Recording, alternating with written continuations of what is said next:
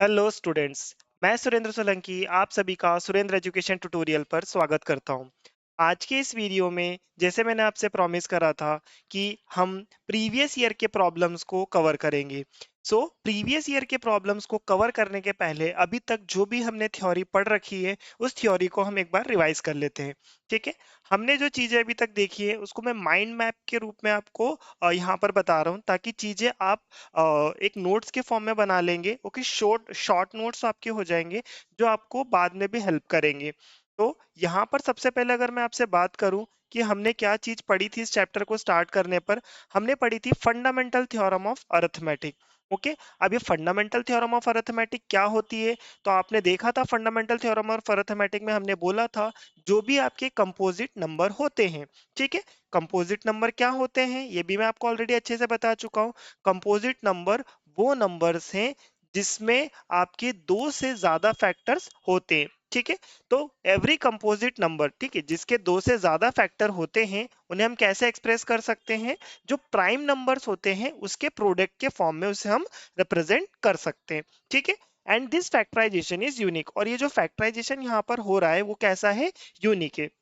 और यहाँ पर जो ऑर्डर होता है वो मैटर नहीं करता है, चाहे आप 6 को 2 into 3 लिख दो या फिर 3 into 2 लिख दो, या फिर कोई सा भी और कंपोजिट नंबर आप यहाँ पर सेलेक्ट कर सकते हैं। जैसे फॉर एग्जांपल अगर आपने यहाँ पर लिया 10, तो 10 को क्या लिखोगे? 2 into 5 लिखोगे। ठीक है, या फिर 5 into 2 लिख दो।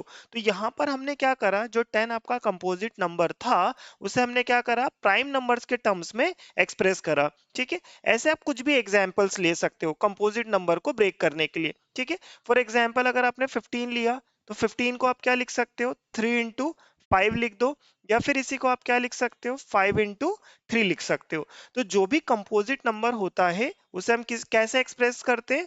प्रोडक्ट्स ऑफ प्राइम्स में एक्सप्रेस करते हैं। और ये जो फैक्टराइजेशन होता है वो कैसा होता है बेटा? यूनिक होता है, और किसी भी ऑर्डर में आए उससे कोई भी फर्क पड़ने वाला नहीं है। ठीक है, तो ये फंडामेंटल थ्योरम ऑफ अरिथमेटिक थी। फिर हमने इसके आगे एप्लीकेशंस पढ़ना स्टार्ट करे थे। ठीक है, तो एप्लीकेशन पढ़ने के पहले हमने एचसीएफ और एलसीएम को जान लेते हैं कि अगर जैसे क्वेश्चन में आपसे कुछ भी दे दिया जाए, फॉर एग्जांपल अगर मैंने आपसे बोला ए एक्स क्यूब एक टर्म है और दूसरा आपका है मान लो ए एक्स स्क्वायर, और आपसे पूछा जाए कि इन दो टर्म्स में आपका एचसीएफ क्या है, तो आप इजीली बता दोगे सर एचसीएफ जो है वो ए एक्स स्क्वायर है। अब ये कैसे पता चला कि ए एक्स स्क्वायर ही यहाँ पर एचसीएफ होगा? ठीक है, तो एचसीएफ के लिए हम क्या याद रखते हैं, जब दो या दो से ज्यादा नंबर्स होते हैं तो क्या देखते हैं हम? Product of smallest power. ठीक है, product of the smallest power of each common prime factor. जो भी कॉमन प्राइम फैक्टर है उसकी स्मॉलेस्ट पावर, जैसे यहाँ पर पावर कितनी थी बेटा? 3 थी, यहाँ पर पावर कितनी? 2। तो जो स्मॉलेस्ट पावर होती है वही आपका क्या हो जाता है? वहां पर एचसीएफ हो जाता है। ठीक है, जैसे फॉर एग्जाम्पल अगर मैं यहाँ पर लिखूं जैसे 8 है तो 8 को हम क्या लिख सकते हैं? 2 का क्यूब लिख सकते हैं। और नेक्स्ट नंबर मान लो अगर आपका 30 लिखा हुआ है तो 30 को आप क्या लिख सकते हो? 2 into 3 into 5।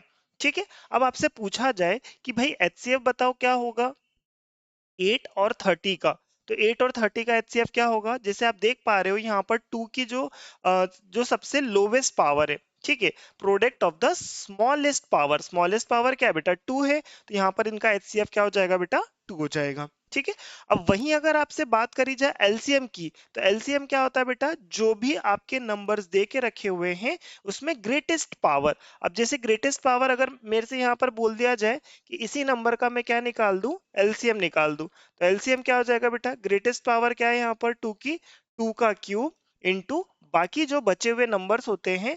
अब जैसे यहाँ पर बेटा 3 तो है नहीं, लेकिन मैं 3 की पावर 0 तो बोल सकता हूँ, यहाँ पर भी 5 की पावर 0 बोल सकता हूँ। तो उसमें ग्रेटेस्ट पावर क्या हो जाएगी? 3 की पावर 1 और 5 की पावर 1। तो ये क्या हो जाएगा? 3 into 5। तो 2 का क्यूब कितना हो जाएगा? 8, और 5 3 जा कितना हो जाएगा? 15। 15 8 था, ये कितना हो जाएगा आपका? 120। मतलब यहाँ पर एलसीएम कितना आ जाएगा आपका? 120। तो इस तरीके से हम एचसीएफ और एलसीएम को कैलकुलेट करते हैं। नेक्स्ट टॉपिक उसके बाद जो हमने देखा था वो रिलेशनशिप देखी थी एचसीएफ और एलसीएम के बीच में। अगर दो पॉजिटिव इंटीजर्स, ठीक है, यहाँ याद रखेंगे ए और बी क्या है आपके यहाँ पर? पॉजिटिव इंटीजर्स हैं। ठीक है, ए और बी यहाँ पर आपके पॉजिटिव इंटीजर से। इन पॉजिटिव इंटीजर्स का जब आप एचसीएफ निकालो और एलसीएम निकालो और फिर इन दो नंबर का जब आप प्रोडक्ट करते हो, ठीक है, तो वो किसके बराबर होंगे? एचसीएफ इंटू एलसीएम के बराबर होंगे। ठीक है, हमारे दो पॉजिटिव इंटीजर्स ए और बी हो गए, उसका एचसीएफ और एलसीएम निकाल के जब हम मल्टीप्लाई करते हैं तो वो दो नंबर्स के जो हमने जिसका एचसीएफ एलसीएम निकाला है उसके प्रोडक्ट के क्या होते हैं बेटा? बराबर आते हैं। ठीक है, इस पे बेस मैंने बहुत प्रॉब्लम्स करवा रखे हैं, बहुत सारे प्रॉब्लम्स होमवर्क भी दिए हुए हैं, आप उनकी जरूर से एक बार प्रैक्टिस करिएगा। ठीक है, चलिए आगे बढ़ते हैं। नेक्स्ट नेक्स्ट हमने जो लास्ट में अभी इसके हमने देखा था, वो क्या देखा था? Theorem used to prove the irrationality. ठीक है, इररेशनैलिटी को प्रूव करने के लिए हमने जो थ्योरम यूज करी थी उसमें क्या बोला था?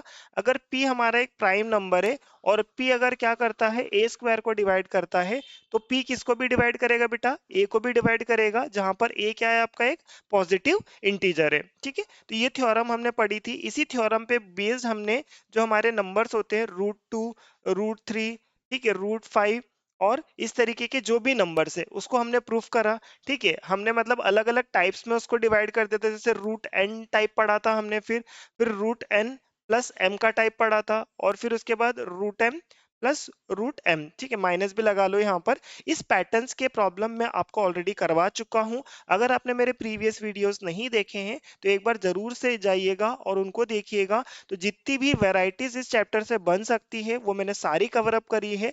ओके, तो आप उन वीडियोस को जरूर से देखिएगा। चलिए आगे बढ़ते हैं बेटा। अब वो क्या होता है, यहाँ पर अपन जब इरेशनैलिटी को प्रूफ करते हैं ना, तो वहां पर हमें एक टर्म लगती है, that is coprime integers. Coprime integers क्या होते हैं? वो इंटीजर्स का पेयर जिनका एचसीएफ क्या होता है बेटा? 1 होता है। ठीक है, अब जैसे पेयर ऑफ इंटीजर्स में अगर मैं बात करता हूँ तो जितने भी कंसेक्यूटिव नंबर होते हैं, ठीक है, जितने भी कंसेक्यूटिव नंबर होते हैं वो हमेशा क्या होते हैं बेटा? कोप्राइम होते हैं। ठीक है, जैसे मान लो 2 3 ले लो, 3 4 ले लो, इनका एचसीएफ क्या आएगा बेटा? इनका एचसीएफ 1 ही आएगा। ठीक है, या इसके अलावा आप कुछ भी पेयर ले लो एट रैंडम, 3 10 ले लो, तो इसमें भी क्या होगा बेटा? एचसीएफ कितना निकल के आ जाएगा? 1। तो ये भी क्या कहलाएंगे? कोप्राइम इंटीजर्स कहलाएंगे। आ रही बात समझ में? चलिए, तो कुछ प्रीवियस ईयर के प्रॉब्लम्स है वो मैं आपको सॉल्व करा रहा हूँ। बाकी इरेशनैलिटी वाले जो कॉन्सेप्ट हमने पढ़े थे, मैंने प्रीवियस ईयर प्रॉब्लम इसके जो हैं वो वहीं पर कवर कर लिए थे। ठीक है, तो हम ये वाले प्रॉब्लम्स नहीं देखेंगे। बाकी जो दूसरे हमारे कॉन्सेप्ट्स रह गए थे उससे रिलेटेड हम प्रीवियस ईयर्स के प्रॉब्लम्स देखते हैं। तो सबसे पहला प्रॉब्लम आपकी स्क्रीन पर आप देख पा रहे होंगे, सीबीएसई 2024 में पूछा गया क्वेश्चन है। ठीक है, और ऐसे प्रॉब्लम्स मैं आपको करवा चुका हूँ। ऑल्दो पैटर्न सेम रहेगा बेटा, नंबर आपका डिफरेंट हो सकता है। ठीक है, सीबीएसई के एग्जाम है तो इतना तो हम एक्सपेक्ट करेंगे ही सही। तो can the number 15 to the power n, n being a rational number ends with digit 0। ठीक है, तो इस तरीके के प्रॉब्लम्स जब हमने सॉल्व करे थे तो मैंने आपको क्या बोला था? ठीक है, सॉल्व करते हैं इसको अपन। इसमें क्या थ्योरी स्टेटमेंट्स आपके यूज होंगे? ओके, तो देखते। If a number if a number ends with digit 0, if a number ends with digit 0, then it must be then it must be divisible then it must be divisible by 10। अगर कोई सा भी number बेटा अगर zero से and कर रहा है, ठीक है, कोई सा भी नंबर हो, अगर उसका लास्ट डिजिट या यूनिट डिजिट क्या है बेटा? 0 है, तो वो नंबर किससे डिविजिबल होगा? 10 से डिविजिबल होगा। ओके, और 10 को हम कैसे लिख सकते हैं? Okay, 10 can be expressed as, 10 को हम क्या लिख सकते हैं? 2 into 5। ठीक है, 10 का जब हम प्राइम फैक्टराइजेशन करेंगे तो उसमें दो प्राइम नंबर्स आते हैं, 2 और 5। तो जो भी आपका नंबर होगा उसको जब हम प्राइम फैक्टराइज करते हैं तो उसमें जो नंबर्स होने चाहिए वो कौन से होने चाहिए बेटा? 2 की पावर और 5 की पावर वाले नंबर होने चाहिए।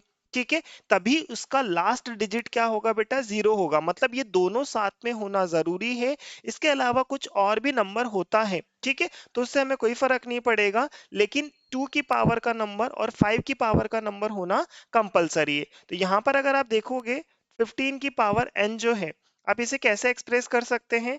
तो 15 को बेटा आप लिख सकते हो 3 इंटू 5 और पूरे की पावर क्या लिख सकते हो? n लिख सकते हो। अगर इसको मैं इस तरीके से लिखूं 3 की power n, laws of exponent का यूज करते हुए, ठीक है, 3 की पावर n और इसको क्या लिख दिया जाए 5 की पावर n। तो यहाँ पर मैं ऑब्जर्व करूंगा बेटा मुझे 5 की पावर वाला नंबर तो मिल गया है, लेकिन 2 की पावर वाला नंबर अभी तक नहीं मिला है। तो यहाँ पर अपन क्या बोलेंगे, the number 15 to the power n, okay, the number 15 to the power n does not contain the power does not contain the power of 2, ठीक है। the number 15 to the power n does not contain the power of 2, so it cannot, ठीक है, so it cannot ends, so it cannot ends with digit 0, ठीक है। Simple सा solution रहता है, तो इस पैटर्न के प्रॉब्लम के लिए आपको तैयार रहना है, ठीक है। और ऐसे प्रॉब्लम्स मैं प्रीवियसली भी करवा चुका हूं, ठीक है, तो उनको भी आप एक बार जरूर से देख लीजिएगा। चलिए आगे बढ़ते हैं, नेक्स्ट प्रॉब्लम देखते हैं यहाँ पर। ओके, आप स्क्रीनशॉट वगैरह ले लीजिएगा बेटा, है ना, मतलब आप इस तरीके से मतलब प्रॉब्लम्स को नोट करिएगा, प्रॉपर नोट्स बनाइएगा। चलिए आगे देखते हैं। अब आपका एक प्रॉब्लम पूछा गया है यहाँ पर, क्या बोला गया आपका, find the value, okay, find the value of x, y, z and w in the following factor tree. Also write its prime factorization of x. ये भी बेटा रिसेंट ईयर में पूछा गया क्वेश्चन है, सीबीएसई 2024 में पूछा गया क्वेश्चन है। इसका डायग्राम कुछ इस तरीके से बेटा आपका, ठीक है, डायग्राम आपको यहाँ पर दे के रखा हुआ है। यहाँ पर x, y, z और ये w वेरिएबल्स आपके पास में दे के रखे हुए हैं, ठीक है। आपको क्या करना है यहाँ पर आपको इनकी वैल्यूज को इवेल्युएट करना है, ठीक है। अब जैसे अगर मैं यहाँ पर आपसे एक सिंपल क्वेश्चन पूछूं कि ओके, जैसे आपका एक नंबर अपन यहाँ पर सेलेक्ट करते हैं, ठीक है, जो भी कुछ भी नंबर अपन ले सकते हैं यहाँ पर। फॉर एग्जाम्पल मैंने 39 एक नंबर लिया, ठीक है, मैंने एक नंबर लिया 39। अब 39 को जब अगर मैं प्राइम फैक्टराइज करने की अगर कोशिश करता हूँ, तो आपके दिमाग में क्या आएगा, सर 3 ले लीजिए और 13 ले लीजिए, ठीक है। 3 और 13 को जब आप मल्टीप्लाई करोगे तो क्या नंबर आएगा आपका, 13 आएगा, सॉरी 39 आएगा, है ना। तो हम सेम मैनर में यहाँ पर भी प्रोसीड करने वाले। किस तरीके से, अगर आप यहाँ पर देखोगे, एक नंबर आपका 7 है, दूसरा नंबर आपका क्या है 13 है, और W क्या है बेटा, तो इसी तरीके से हम क्या कर सकते हैं, दोनों का प्रोडक्ट कर देंगे। तो W बराबर हम क्या लिखेंगे बेटा, 13 इंटू 7, क्योंकि ये जो W नंबर है इसको जब हमने प्राइम फैक्टराइज करा होगा तब उसी से हमारे क्या नंबर निकल के आए बेटा, 13 और 7। तो 13 और 7 का जब मैं प्रोडक्ट करूंगा तो मुझे कौन सा नंबर मिल जाएगा बेटा, W। तो 13 इंटू 7 क्या होता है बेटा आपका, 91 होता है, ठीक है। तो यहां से हमारा W बराबर कितना हो गया बेटा, 91 हो गया। अब आपको सेम मैनर में, ठीक है, अगर मुझे क्या कैलकुलेट करना है, Z को कैलकुलेट करना है, तो Z बराबर क्या हो जाएगा आपका 91 इंटू 3। 91 को 3 से मल्टीप्लाई करोगे तो कितना हो जाएगा, 3 1 जा 3, 9 3 जा 27। तो Z कितना निकल के आ जाएगा आपका, 273 निकल के आ जाएगा, ठीक है। आप अगर चाहो तो क्रॉस चेक भी कर सकते हो कि 273 को जब 3 से मल्टीप्लाई करते हैं तो वहां पर आपका आंसर कितना आएगा बेटा, 819। अब अगर मुझे y ऑब्टेन करना है तो y को ऑब्टेन करने के लिए क्या करना पड़ेगा, तो आप यहाँ से इजीली देख सकते हो, उसे हम लिख सकते हैं 819 मल्टीप्लाइड बाय 2, ठीक है। 819 को 2 से मल्टीप्लाई करेंगे तो आंसर कितना आ जाएगा, 1639, ठीक है। तो यहाँ पर y की वैल्यू आपकी कितनी हो गई, 1639। अब 1639 को 2 से मल्टीप्लाई करेंगे तो वहां पर आपकी काय की वैल्यू आ जाएगी बेटा, x की वैल्यू आ जाएगी। तो x बराबर आपका क्या हो जाएगा, 1639 मल्टीप्लाइड बाय 2। इसे जब आप 2 से मल्टीप्लाई करेंगे तो यहाँ पर आपका आंसर आ जाएगा बेटा 3276। तो ये आपकी x y z की वैल्यूज हो जाएंगी। आ रही बात समझ में? तो सिंपल ही प्रॉब्लम था, लेकिन इसमें हमारे जो बेसिक चीजें हमने पढ़ रखी है वही सारी चीजें आपकी यहाँ पर यूज हुई है। ओके, चलिए आगे बढ़ते हैं बेटा, नेक्स्ट प्रॉब्लम्स को समझेंगे।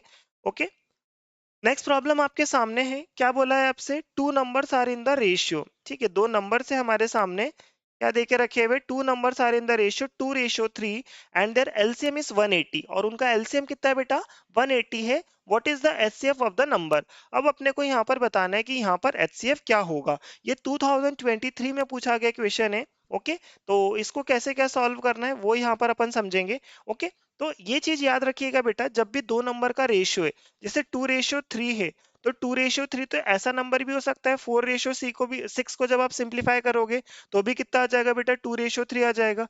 या 6:9 को अगर मैं यहाँ पर सिंप्लीफाई करूं तो भी 2:3 आ जाएगा। तो ये तो कुछ भी संख्या हो सकती है। जैसे आप यहाँ पर देख रहे होंगे कि हमने 2 का मल्टीप्लाई करा है। ओके, यहाँ पर ऑब्टेन करने के लिए हमने काय का मल्टीप्लाई करा है, 3 का मल्टीप्लाई करा है। ठीक है, जो सिंपलेस्ट फॉर्म था उसमें। ओके, तो यहाँ पर अपन क्या करेंगे, अपन जब भी रेशियोज में नंबर दे के रखे हुए थे तो अपन बोल देंगे late the first number.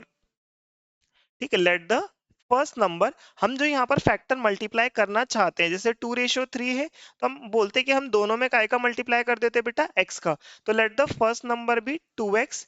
Okay, the second number, the second number, second number हम क्या सपोज कर लेते हैं, यहाँ पर 3x सपोज कर लेते हैं। फर्स्ट नंबर 2x है, सेकंड नंबर हमारा क्या है, 3x है। ठीक है, फिर इसके बाद हमें एक कॉन्सेप्ट पता है और अपने को एक चीज गिवन भी है। क्या गिवन है बेटा, एलसीएम जो है आपका फर्स्ट नंबर, अगर मैं इसे ए बोल दूं और सेकंड नंबर को अगर मैं क्या बोल दूं बेटा, बी, तो एलसीएम ए और बी का वो आपको क्वेश्चन में दे के रखा हुआ है कितना, 180। ओके, तो यहाँ पर आपको जो एक फैक्ट पता है, that is we know that, क्या पता है हमें, कि अगर आप किसी दो नंबर का क्या करते हो, एलसीएम निकालते हो।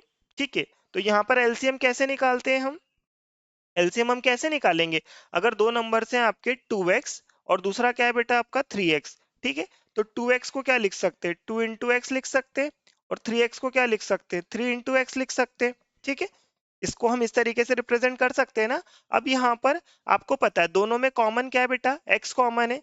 ओके, तो एलसीएम जब आप लोगे, किसका एलसीएम लोगे, 2x और 3x का। ठीक है, 2x और 3x का जब यहाँ पर आप क्या ले रहे हो, एलसीएम ले रहे हो, तो उसमें क्या हो जाएगा आपका, यस, क्या हो जाएगा, डेफिनेटली। तो 2 इंटू 3 वो तो क्या हो जाएगा, 6 हो जाएगा, और ये सिंपली कितना हो जाएगा आपका, x हो जाएगा। आ रही बात समझ में, तो 6x आपका क्या निकल के आ गया बेटा, एलसीएम निकल के आ गया। और यहाँ पर जो एलसीएम हमको दे के रखा हुआ था 2x और 3x का, वो डायरेक्टली दे के रखा हुआ था। कितना दे के रखा हुआ था, 180 दे के रखा हुआ था। ठीक है, तो यहां से हम क्या कर सकते हैं, 180 इज इक्वल टू 6x हो जाएगा। ठीक है, तो यहां से x बराबर आपका क्या हो जाएगा, 180 अपॉन में 6। 6 के टेबल से जब सॉल्व करोगे तो x की वैल्यू कितनी आ जाएगी बेटा, 30 आ जाएगी। देयरफॉर यहाँ पर अगर मैं देखूं, आपका जो फर्स्ट नंबर है, फर्स्ट नंबर क्या है आपका यहाँ पर, तो फर्स्ट नंबर है आपका 2 इंटू 30। तो 2 इंटू 30 कितना हो जाएगा, 60 हो जाएगा। और वहीं पर अगर मैं सेकंड नंबर की बात करता हूँ, तो सेकंड नंबर क्या हो जाएगा आपका, 3 इंटू 30। 3 इंटू 30 कितना हो जाएगा बेटा, 90 हो जाएगा, है ना। अब यहाँ पर आपको एक फैक्ट पता है, क्या पता है, LCM into HCF is equal to product of two numbers. ठीक है, ये हमने पढ़ रखा है, प्रोडक्ट ऑफ टू नंबर्स। ठीक है, तो यहाँ पर एलसीएम कितना है बेटा हमारा, एलसीएम है 60, है ना, क्वेश्चन में दे के रखा हुआ है आपको, एलसीएम कितना है आपका 60। एचसीएफ हमें नहीं पता है, और दो नंबर्स का प्रोडक्ट, तो दो नंबर हमारे क्या है बेटा, एक तो 60 है, दूसरा 90, तो क्या हो जाएगा 60 इंटू 90 हो जाएगा। ठीक है, अब इसके बाद एलसीएम 60 नहीं, सॉरी मैंने बाय मिस्टेक लिख दिया, एलसीएम 180 दे के रखा हुआ है। ठीक है, एलसीएम कितना दे के रखा हुआ है बेटा, 180, है ना। Let me correct myself, LCM है 180 into HCF is equal to 60 into 90। यहाँ से HCF is equal to 60 into 90 upon में क्या हो जाएगा, 180 हो जाएगा। ठीक है, इसे जब अपन सॉल्व करेंगे तो ये जीरो से जीरो क्या हो जाएगा, कैंसिल हो जाएगा। 9 1 जा 9, 9 2 जा क्या हो जाएगा, 18 हो जाएगा। 2 1 जा 2, और ये कितना आ जाएगा, 30। तो यहाँ से अगर आप देखोगे तो आपका एचसीएफ क्या निकल के आ गया बेटा, 30 निकल के आ गया। ठीक है, एचसीएफ कितना है आपका, 30।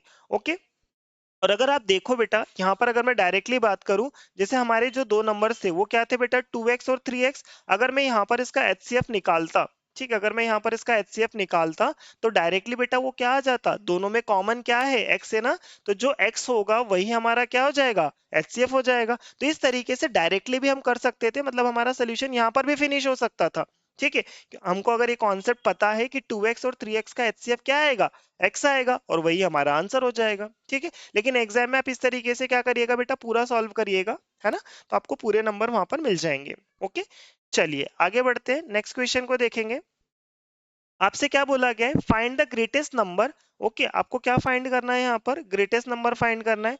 तो find the greatest number which divides 85 and 72, leaving remainders 1 and 2 respectively. ठीक है, ये भी आपका सीबीएसई 2023 में पूछा गया क्वेश्चन है।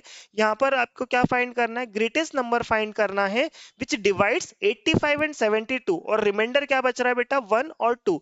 ऑल्दो इस तरीके के प्रॉब्लम्स भी मैं आपको प्रीवियस क्लासेस में करा चुका हूं। ठीक है, अगर आपको और डिटेल में टॉपिक को जानना है तो आप जरूर से प्रीवियस वीडियो को देखिएगा, वहां पर अपन ने नंबर ऑफ प्रॉब्लम्स इस पैटर्न के प्रॉब्लम्स सॉल्व कर रखे हैं। ठीक है, अब जैसे बेटा यहाँ पर आपको जो हाईलाइट में यहाँ पर कर सकता हूँ, दैट इज आपको क्या बोला, ग्रेटेस्ट नंबर। तो ग्रेटेस्ट नंबर मतलब आपको क्या निकालना है बेटा, एचसीएफ निकालना है। ठीक है, अब एचसीएफ कब निकालेंगे, which find the greatest number which divides 85 and 72। लेकिन यहाँ पर रिमाइंडर क्या बच रहा है बेटा, 1 और 2 बच रहा है। तो यहाँ पर अपन सबसे पहले क्या करेंगे, आपका ये जो नंबर लिखा हुआ है क्या, 85 और 72, इसमें से हम 1 क्या कर लेंगे, सब्ट्रैक्ट कर देंगे। ठीक है, तो हम मान लेते हमारा जो रिक्वायर्ड नंबर है, लेट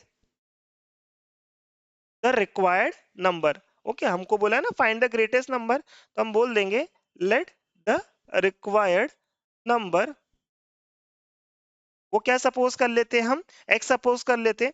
अब यहाँ पर वो क्या बोलना चाह रहे हैं बेटा, जैसे मान लो 85 है। ठीक है, अगर मैं इसको क्या करता हूँ, x से डिवाइड करता हूँ। ठीक है, तो रिमाइंडर कितना आता है, 1 आता है। और इसी x से मैं क्या करता हूँ, अगर 72 को डिवाइड करता हूँ तो अब रिमाइंडर कितना आता है बेटा, 2 आता है। ठीक है, इसी तरीके से होता है।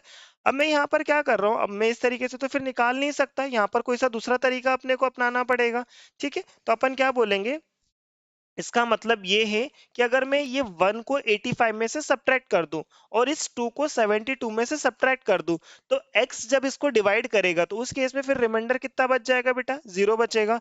देयरफॉर यहाँ पर अपने को जो स्टेटमेंट देके रखा हुआ है वही अपन मेंशन कर देते हैं, व्हेन ग्रेटेस्ट नंबर, जो कि हमने क्या सपोज कर रखा है बेटा, x, when x divides, when x divides 85 and 72, it leaves remainder। ठीक है, leaves it leaves remainder it leaves remainder 1 and 2, that is, इसका मतलब क्या है, अगर मैं 85 में से 1 को सब्ट्रैक्ट करूं तो वो कितना आ जाएगा बेटा, 84 आ जाएगा। और यहां पर अगर मैं 72 में से 2 को सब्ट्रैक्ट करूंगा तो कितना आ जाएगा, 70 आ जाएगा। ठीक है, तो ये जो नंबर्स होंगे वो क्या होंगे, therefore 84 and 72, therefore 84 and 72 are exactly divisible, are exactly divisible by x। Okay, मतलब 84 और 72 क्या होंगे, x से क्या हो जाएंगे, एग्जैक्टली डिविजिबल हो जाएंगे। ओके, क्यों डिविजिबल हो जाएंगे, क्योंकि 84 और 70 जो हैं, ठीक है, 84 जो और 70 जो हैं वो क्या हो जाएंगे बेटा, वो फैक्टर होंगे, किसके फैक्टर होंगे, इस x नंबर के फैक्टर होंगे। तो यहाँ पर अपन क्या फाइंड करेंगे, देयरफॉर ओके, यहाँ पर अपन क्या बोल सकते हैं, ये जो 84 और 70 है वो क्या है बेटा, x के फैक्टर है। तो यहाँ पर अपन बोलेंगे hence x is the HCF of 84 and 70। ठीक है, x क्या है आपका, HCF है किसका, 84 और 70 का। आप चाहो तो यहाँ पर लिख सकते हो 84 and 72 are exactly divisible by x, it means 84 and 72 are factors। Okay, वो क्या हो जाएंगे, इसका मतलब ये है, सॉरी उल्टा बोल दिया मैंने, it means x is a factor of 84 and 72। ठीक है, x क्या होगा आपका, फैक्टर होगा। किसका फैक्टर होगा, 84 और 72 का। Therefore it means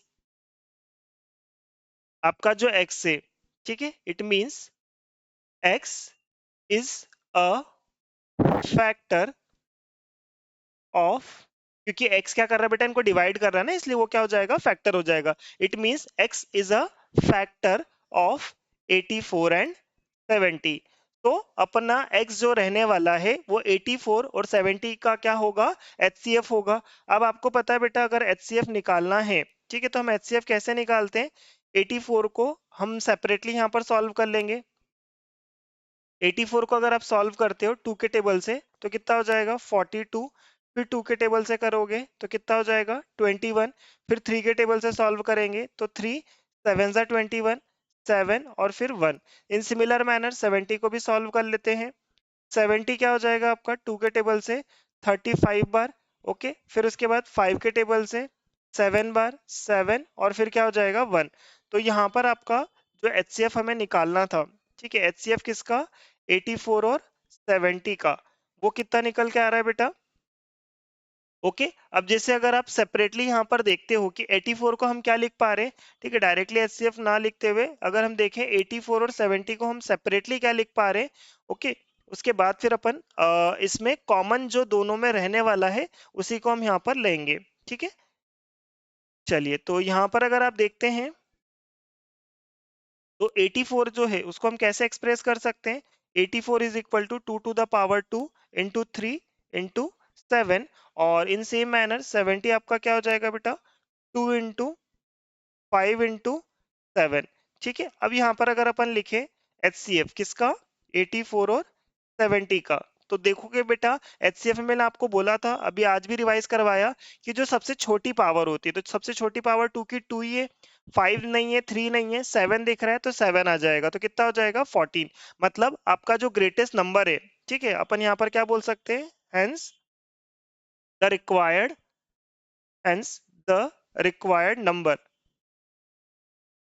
hence the required number is 14। तो आपका जो रिक्वायर्ड नंबर है वो क्या है बेटा, यहाँ पर 14 है, ठीक है।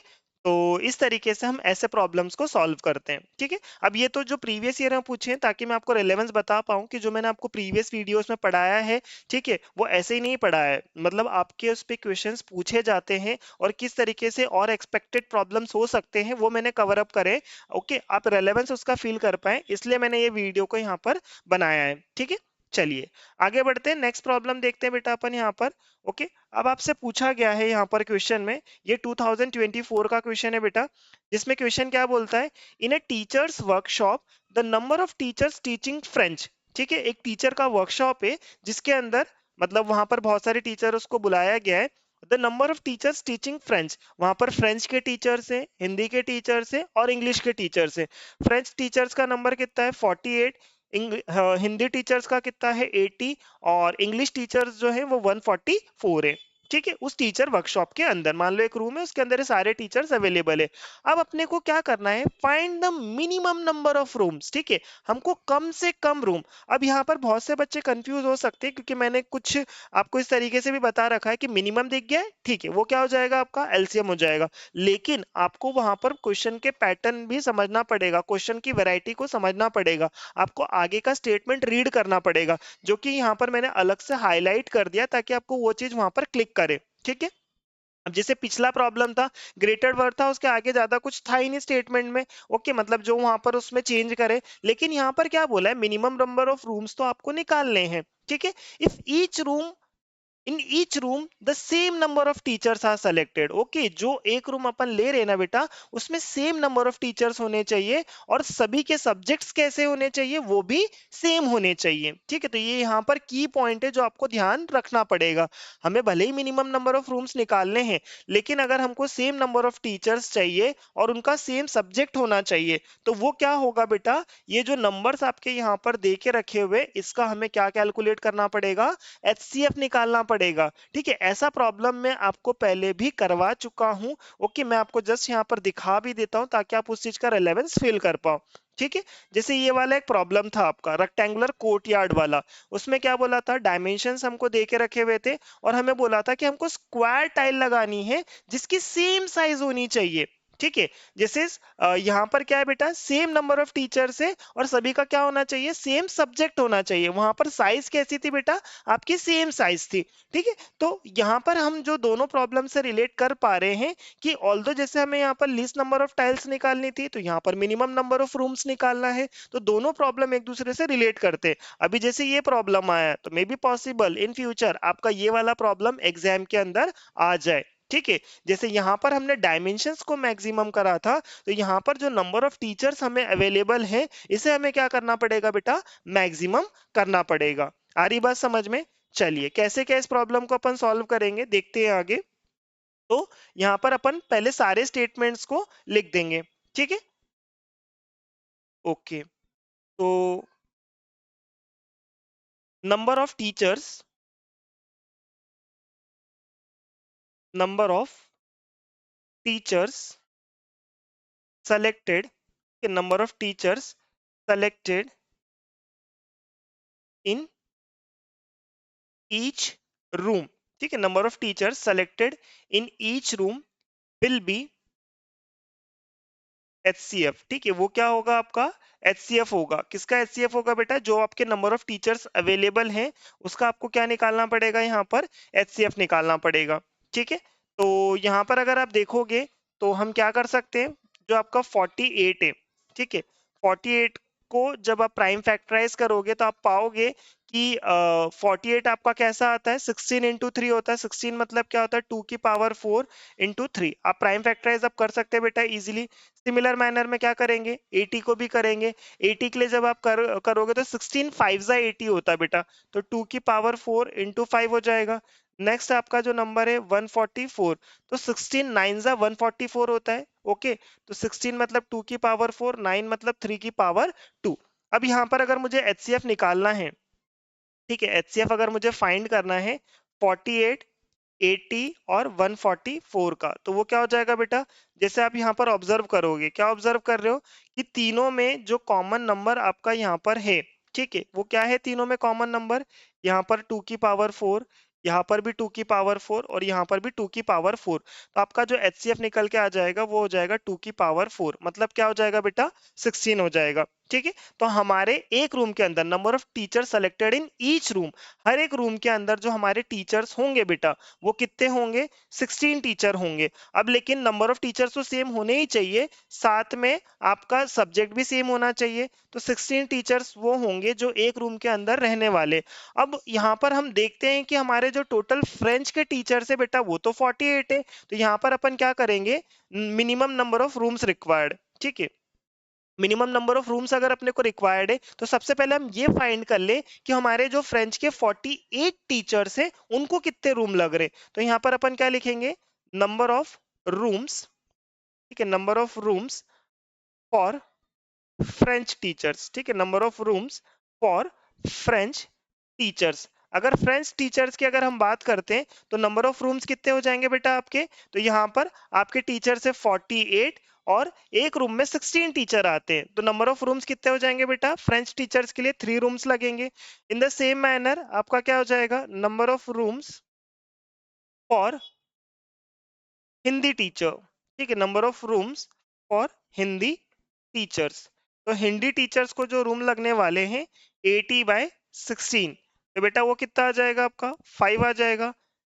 लास्ट आपका क्या है, number of rooms for English teacher. ठीक है, अगर हम इंग्लिश टीचर की बात करते हैं, इंग्लिश टीचर्स की बात करते हैं तो उसमें कितना है बेटा, 144 और डिवाइड बाय 16, यहाँ पर कितना आ जाएगा आपका, 9 आ जाएगा। ठीक है, अब यहाँ पर हमको जो मिनिमम नंबर ऑफ रूम्स लगेंगे तो अपन क्या बोलेंगे, therefore minimum number of, minimum number of rooms, minimum number of rooms required. ठीक है, जो मिनिमम नंबर ऑफ रूम्स हमें यहाँ पर लगने वाले हैं वो इन सब का क्या हो जाएगा बेटा, सम हो जाएगा, 3 +5 +9, 3 + 5 8, 8 + 9 17। तो आपका जो करेक्ट आंसर रहेगा वो कितना हो जाएगा बेटा? 17 हो जाएगा। ठीक है, मतलब 17 रूम्स में आपका ये कंडीशन सेट हो जाएगी जिसमें सेम नंबर ऑफ टीचर्स होंगे, दैट इज आपके 16, और जो सेलेक्टेड टीचर्स होंगे वो सेम सब्जेक्ट्स के होंगे। मतलब 3 रूम्स फ्रेंच टीचर ऑक्यूपाई करेंगे, हिंदी टीचर्स 5 रूम्स ऑक्यूपाई करेंगे, और इंग्लिश टीचर कितने रूम्स ऑक्यूपाई करेंगे बेटा? 9। और आपसे total minimum number of rooms पूछा था, तो 17 रूम्स लगने वाले हैं इन सारे टीचर्स की वर्कशॉप को कंडक्ट कराने के लिए। ठीक है, तो ये आपका लेटेस्ट प्रॉब्लम था जो हमने यहाँ पर डिस्कस करा है। ठीक है, अब कुछ प्रॉब्लम्स ऐसे हैं बेटा जो मैं आपको होमवर्क दूंगा, मैं आपको यहाँ पर बता देता हूँ एक बार उनको। ठीक है, उनमें कौन सा क्या कॉन्सेप्ट लगने वाला है, फिर आप उसे खुद सॉल्व करिएगा, और अगर कहीं पर भी आपको दिक्कत आती है तो don't hesitate to mention it in the comment. Comment box में जरूर से आपको मेंशन करके बताना है, सर ये पर्टिकुलर प्रॉब्लम है जो हमें समझ में नहीं आ रहा है। ठीक है, आप बिल्कुल इसका सोल्यूशन बता दीजिए, तो मैं आपको जब भी नेक्स्ट वीडियो बनाऊंगा या अलग से वो वीडियो बना दूंगा तो आप उसमें वो देख पाओगे। ठीक है, चलिए आगे बढ़ते हैं और देखते हैं सेल्फ असेसमेंट वाले प्रॉब्लम्स आपके कौन से हैं। ये वाला प्रॉब्लम बेटा अपन ने देखा है अभी। ठीक है, 6 की पावर n लिखा हुआ है, ये मैंने आपको करवा भी चुका हूँ प्रीवियस वीडियोस में। सीबीएसई 2023 का ये क्वेश्चन है। जैसे यहाँ पर क्या बेटा, लास्ट डिजिट 0 है, मतलब ये क्या होगा, नंबर 10 से डिविजिबल होगा। अगर 10 से डिविजिबल है मतलब इसके फैक्टर्स क्या होने चाहिए बेटा? 2 और 5 होने चाहिए। ठीक है, लेकिन अगर आप यहाँ पर देखोगे तो क्या पाओगे कि 6 को जब आप प्राइम फैक्टराइज करते हो, ठीक है, 6 को जब आप प्राइम फैक्टराइज करोगे तो वो क्या हो जाएगा बेटा? 2 × 3 की पावर n हो जाएगा, है ना। वहां पर 5 की पावर वाला नंबर तो दिखेगा नहीं, तो यहाँ पर अपन बोल देंगे कि भाई 5 की पावर वाला नंबर नहीं दिख रहा है, तो जिस वजह से ये नंबर आपका 0 डिजिट के साथ में एंड नहीं हो सकता है। तो इसका स्टेटमेंट खुद से बनाइएगा, अगर दिक्कत आती है तो बताइएगा। अभी सिंपल सा प्रॉब्लम है बेटा आपको, जिसमें आपको क्या बोला है, find the LCM and HCF of the following pairs of integers, और ये रिलेशनशिप को वेरीफाई करना है। सीबीएसई 2023 में ये वाला क्वेश्चन आया था, 96 एंड 120, और 2018 में 404 और 96 आया था। तो सिंपली जैसे बेटा प्राइम फैक्टराइज करते हैं, तो पहले प्राइम फैक्टराइजेशन कर लेना 404 96 का, 96 और 120 का, फिर उसको प्राइम फैक्टर्स के टर्म्स में एक्सप्रेस करना। और जो मैंने आपको एलसीएम और एचसीएफ निकालने का तरीका बता रखा है, दैट इज एलसीएम में आपको ग्रेटेस्ट पावर सेलेक्ट करनी रहती है, और उसके बाद में जो भी नंबर्स बच जाते हैं उनका भी मल्टीप्लीकेशन करना होता है। और एचसीएफ में क्या होता है बेटा आपका, जो आपकी सबसे स्मॉलेस्ट पावर होती है वही आपका क्या रहता है, एचसीएफ रहता है, और बाकी जो नंबर्स नहीं मैच करते उनको हम नहीं लिखते। ठीक है, तो ये प्रॉब्लम आप देखिएगा। नेक्स्ट प्रॉब्लम है, ये इसी पे बेस्ड है, एलसीएम और एचसीएफ। यहाँ पर आपको प्राइम फैक्टराइजेशन मेथड लगाना है बेटा, ये दो नंबर्स के लिए है, और ये जो रिलेशनशिप भी यहाँ पर लिखा है ना, LCM is into HCF is equal to product of the integers, ये सिर्फ दो नंबर में ही क्या होता है बेटा आपका, वैलिड होता है। ठीक है, और अगर इसके आगे के 3 नंबर्स अगर होते हैं तो सेपरेटली वहां पर आपको तीनों को सॉल्व कर लेना है, और फिर उसका एलसीएम एचसीएफ कैलकुलेट करना है। ठीक है, चलिए आगे बढ़ते हैं। Prime factorization of LCM of the numbers. अब यहाँ पर नंबर्स थोड़े से बड़े हैं बेटा, आपको ये दो नंबर्स दे के रखे हुए।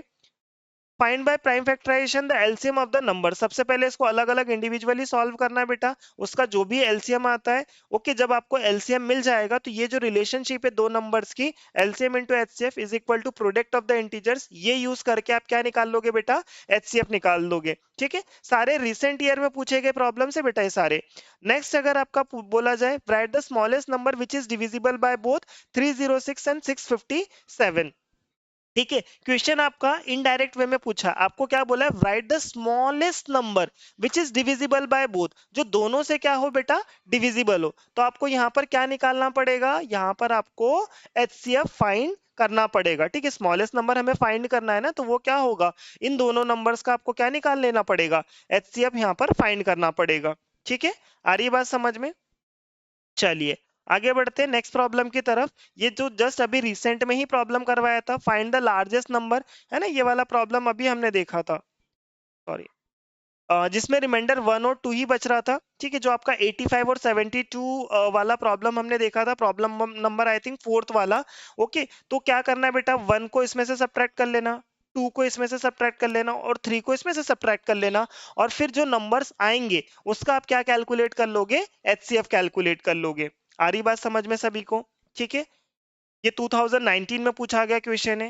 लास्ट क्वेश्चन है बेटा ट्रैफिक लाइट वाला, जिसमें आपको क्या बोला है, 3 डिफरेंट रोड क्रॉसिंग पे after every 48 second, 72 second and 108 second if they change simultaneously eight 7 AM। ठीक है, तीनों सिग्नल्स पे जो लाइट है वो 7 बजे एक साथ चेंज हुई है, तो अगला क्या टाइम रहने वाला है जिसमें ये लाइट्स क्या हो आपकी वापस से एक साथ चेंज हो। तो बेटा हमको क्या करना पड़ेगा, यहाँ पर कम से कम टाइम फाइंड करना पड़ेगा।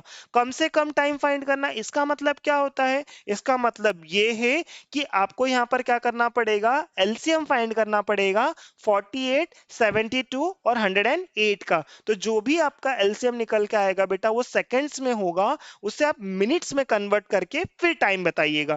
तो इस पैटर्न का प्रॉब्लम भी मैं आपको करवा चुका हूं। अगर आपको इसमें दिक्कत आती है तो आप प्रीवियस वीडियोस पे जाके उन कॉन्सेप्ट को लर्न करिएगा और फिर खुद से सॉल्व करने की कोशिश करनी है बेटा। आप, मुझे ये पता है ऐसा नहीं है कि इसके सॉल्यूशंस अवेलेबल नहीं होंगे, आपको सॉल्यूशंस तो मिल जाएंगे, आप नेट पे एक बार सर्च करोगे, लेकिन आपको खुद का अपना ब्रेन यूज करना है, सॉल्व करने की कोशिश करनी है। और अगर नहीं बनता है तो डेफिनेटली आप कमेंट से कर दीजिएगा, तो मैं आपको नेक्स्ट लेक्चर के अंदर वो सारे प्रॉब्लम्स को इंक्लूड कर दूंगा। ठीक है, तो आज के लिए फिर हम इतना ही रखते हैं। ठीक है, तब तक keep learning, keep growing. Okay, fine. तो have a nice day everyone.